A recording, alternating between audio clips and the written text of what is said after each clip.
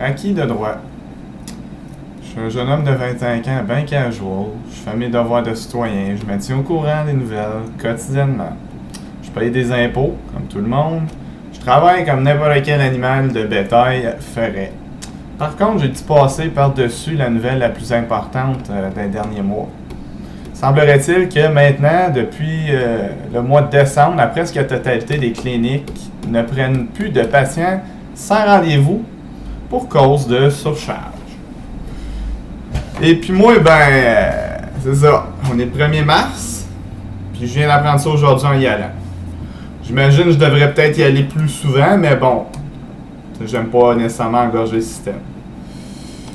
De toute façon, semblerait-il que 40% de nos impôts se dirigent en santé, en tout cas si on se fait les graphiques et tout le kit. Je sais pas pour vous, mais pour moi, ça fait 5000$.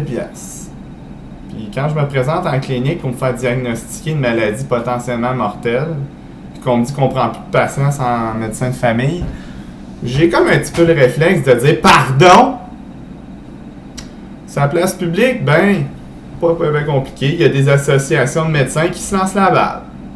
Le gouvernement, lui, continue à faire des promesses d'amélioration. Ça n'a pas bien changé. Mais il doit rire en tabarnak dans ses shorts parce que, pour une fois, il n'y a pas la spotlight. D'un autre côté, la seule chose qui s'est améliorée depuis 15 ans de leur bord, c'est l'architecture des hôpitaux. Puis entre vous et moi, les goûts, c'est pas mal discutable en partant. Fait qu'on rentrera pas trop dans le sujet. Hein?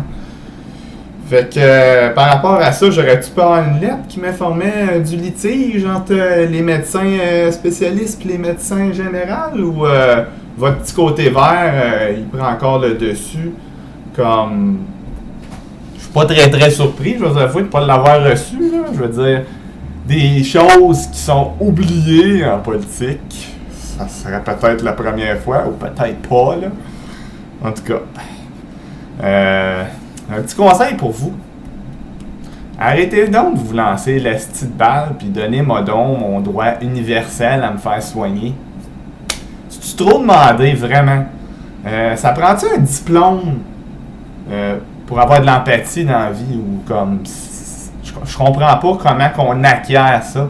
Surtout dans un domaine où c'est important que la politique, la bureaucratie. À défaut que ça arrive pas, donnez-moi mon 5000$, puis je vais aller au privé. Eux autres, là, ils vont le prendre, mon argent. Puis en plus, ils vont probablement me donner des petits chocolats, puis un bon massage en attendant que je passe la salle d'attente. À la place d'attendre et d'arriver 7 heures en avance juste pour me faire dire que je peux pas passer parce que j'ai pas de médecin de famille, puis que je peux sécher en attendant. En tout cas, ça a l'air que dans ma ville, à Gatineau, il y a 2 cliniques qui offrent du sans rendez-vous présentement, selon les dires, une à Hull puis une à Gatineau. Puis, de ce que j'ai cru comprendre, il passe environ 10-12 personnes par jour. Je sais pas pour vous autres, là, mais 10-12 personnes par jour par clinique, c'est une population de 240 000 personnes. Ça, on va y aller de même, là. 30 personnes sur 120 000, parce qu'une personne sur 2 n'a pas de médecin de famille, ça a l'air. Pour ceux qui ne savent pas compter, là, ça fait 0,025% de potentiellement servi à tous les jours.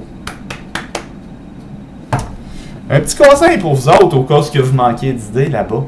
Pourquoi vous n'utilisez pas l'Auto-Québec pour créer des billets de 20$? Tu sais, comme le ticket modérateur, l'idée la plus fucking stupide que j'ai jamais entendue de ma vie, qui vous donne le gros lot, c'est-à-dire 1 an d'accès complet pour votre famille à un médecin. C'est bon, ça, comme idée, à vous. On en engagerait des frais pour ça. Puis, sais-tu quoi là-dedans? Moi, ça m'a juste pris 5 minutes pour y penser. Imaginez-vous donc qu'est-ce que je pourrais faire avec 10 ans. C'est incroyable. En tout cas, c'est pas bien dur à battre, là. Si on se fait ce qui a été fait depuis 10 ans, c'est-à-dire, on va dire rien, là, j'exagère, mais c'est quand même rien. Non, mais, je veux dire, à défaut d'utiliser les gens naïfs pour faire une coupe de piastres, tout bien de pousser ça à la limite, vous savez, c'est puissant l'espoir. Vous devez savoir ça, monsieur le gouvernement, ça fait 10 ans que vous carburez à l'espoir par rapport au système de santé. Fait que bon, une couple d'années de plus, ça ferait pas de tort. Et là, faut pas se méprendre, là. Je suis pas suicidaire si je m'en vais dire ce que je dis. C'est juste que si j'étais certain qu'en me pitchant en avant d'une automobile puis d'aller à l'hôpital, je me ferais soigner puis analyser au complet, elle le ferait demain matin. Malheureusement, quand vous allez arriver à l'hôpital, ils vont vous donner à peu près 250 pilules, un beau petit diagnostic éclair, puis ils vont vous donner votre congé, puis ils vont dire retournez chez vous, gang de chialeux. Et même ça marche. Sérieusement, qui a vraiment volonté d'avoir des enfants quand on peut même pas leur assurer des soins de base? C'est vraiment ridicule. J'ai 25 ans, puis je suis même pas capable d'accéder avec le genre d'impôts qu'on paye. C'est n'importe quoi.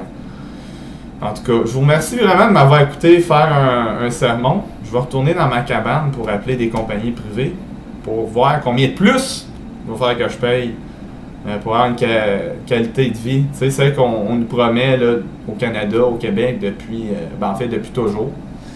Dans le pire des cas, si c'est trop cher, ben, je vais faire un prêt. Puis avec une partie de ces frais-là, ben, je vais me mettre dans la rue, parce que je suis pas riche, puis je vais vous poursuivre. C'est sûr que j'ai aucune chance de gagner, parce que il y a tellement beaucoup de monde qui le ferait. Mais juste par principe. Je le ferais juste par principe parce que, moi j'en ai des principes. Passez une belle journée, monsieur le gouvernement.